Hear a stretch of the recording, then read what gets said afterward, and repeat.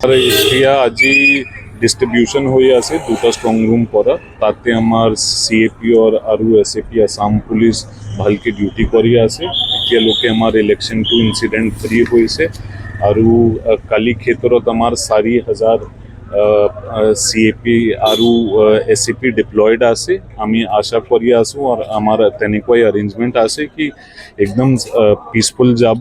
R আপনাৰ মাধ্যম পৰা মোৰ হেতু অনুৰোধ আছে, ইসিআইবি হেতু খুব এমফাসাইজ কৰি আছে, যিমান ম্যাক্সিমাম মতদান হব হেতুই ভাল হব। আমাৰ তেনেকুৱাই চেষ্টা আছে, তেনেকুৱাই আমি কাম কৰি আছো। এইটো আমাৰ as per ECI guideline 72 hours আগত বৰ্ডাৰ সিলিং হৈছে।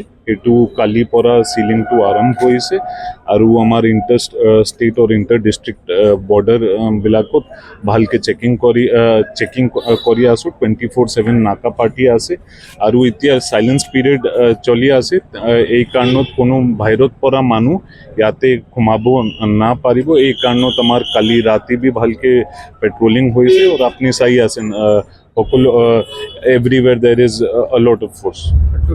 আমার টোটাল এই অ্যারেঞ্জমেন্টত 4,000 ফোর্সটো আছে। তাতে আমার Assam police, central arm police forces, তাতে আমার সিআরপিএফ, বিএসএফ আৰু কেরালা পুলিশ, ঝাড়খণ্ড পুলিশ আছে। তেওঁ বিভিন্ন ডিউটি বিলাকত আছে, সেক্টর জোনাল লগত আছে, পোলিং স্টেশনত আছে। তেনেকুৱা অ্যাৰেঞ্জমেন্ট হৈছে।